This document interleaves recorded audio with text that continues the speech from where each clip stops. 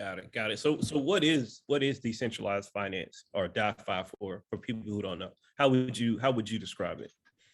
So decentralized finance to me is basically like it's a trustless, permissionless protocol that is just a piece of computer code that all you do is you enter your wallet, you connect your mobile three web-enabled wallet to it, and once you do that, you're able to access normal things that normal banking services that traditional banks give you, like loans or earning high interest on your money. So to me, decentralized finance is just decentralized, which is the web, like using Web3, meaning that it's trustless and permissionless, and you're able to access different financial tools that are normally never available to you as a retail customer.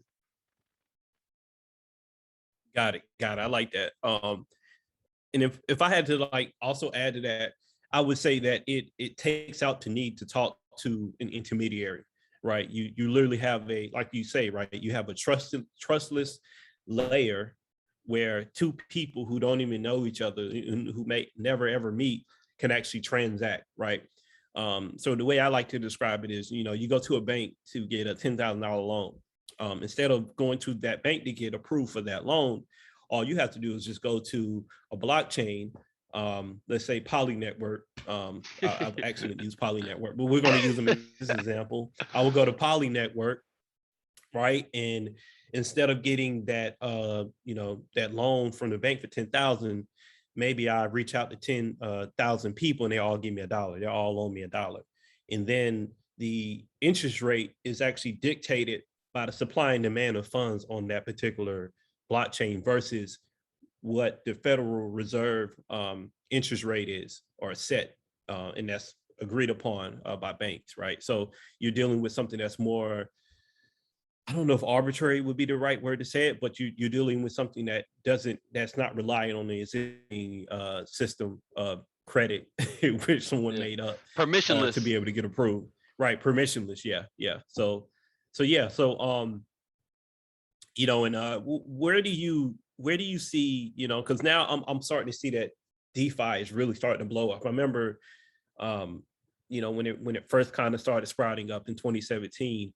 I would even go as far as to say the ICOs were the first version of Yeah. DeFi, right? Where instead of you having these founders having to go to venture capitalists to raise money, all they were doing is basically creating an ERC20 token and then selling it, right? I think that was like a first iteration of DeFi. You probably won't hear many people say that. It's just kind of popped in my head, but the need to actually have to go through one or a few people or entities to raise money or to gain access to capital, I think that's the true essence of what you would call, DeFi. Yeah, I agree with you there. Because it's trustless and it's permissionless, it's literally just a computer code protocol that, like, hey, if X, then Y, right? So it's like if you say that you have $100 to put into this program, then Y, you'll earn 10% interest on it going forward. There's no need to. I don't know how many people are very familiar with the DeFi space, but like you can literally just have a computer as long as you have a computer and internet access. And once you learn how to interact with your Web3 wallet, which is like anything like MetaMask or even a Coinbase wallet, once you have those things set up, you're good to go. There's no one entity that can turn the switch off, right? That's what the biggest part of it being decentralized is. So I Yeah. probably should have said that in the last question. I'm sorry, but so the biggest thing about decentralized finance is like Corey was saying, there's no middleman, but there's also no one entity that can turn it on or turn it off. So, it's not like you have a CEO of Bank of America that steps in and says, now, play with me here. I understand that this probably wouldn't happen, but there's not a CEO that would step in and say, hey, you can't give this loan to this guy. This guy has a bad track record. There's none of that. It's Right. just open. It's open source to where it's just like, hey, if X, then Y. And that's what I really, really like about it. It's trustless and permissionless. And it's basically, if this, then that, which gives a fair Yeah. shot to everyone.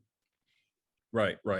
And I think the key though is you want to, if you don't actually own your wallet or managing your own crypto, then it can be turned off on, which is, why I'm an advocate for not keeping your money on exchanges, because essentially it's a government controlled account because they're, which is, like I say, which isn't bad, but also want to preface it with that. Like if you're holding primarily your cryptocurrency or your assets on Coinbase or Gemini, if you get hit with a subpoena and your assets are frozen, Coinbase and Gemini are going to freeze those assets. So make sure you put them on more of a wallet that you actually control. Yeah, non-custodial wallet. Non-custodial wallets, but a lot of trouble actually comes with that, because now you're your own bank and you have to keep your own keys. So I was just a double-edged sword.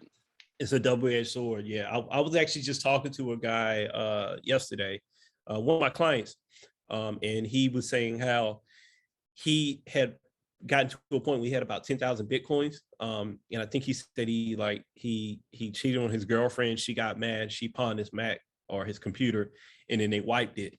And he said this is around the time Bitcoin was like less than $1 or whatever. So, he probably didn't think it was a big deal, At that time it wasn't. But me and him was talking about it, and I'm like, wow, I thought, because I started buying Bitcoin when it was 200, but I actually lost them all because of paying for rent. I gave one to a girlfriend because I wanted her to get on. Whenever I'm into something, I want the people around me to get into it. And so I would feel bad, and I hear all these other stories about people who had thousands. Or what about the guy?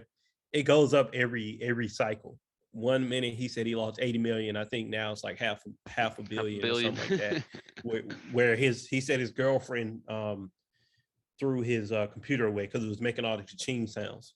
Obviously running the transactions and stuff. Because back then they had hard wallets, so yeah, that was the only type of wallet you could have. This is 2014 up until 2008. Well, Bitcoin came out 2008. The first transaction was 2009. So when you look at 2009 to 2014, those were hard wallets. Those weren't soft wallets. Those were, you had to download the entire ledger on your computer.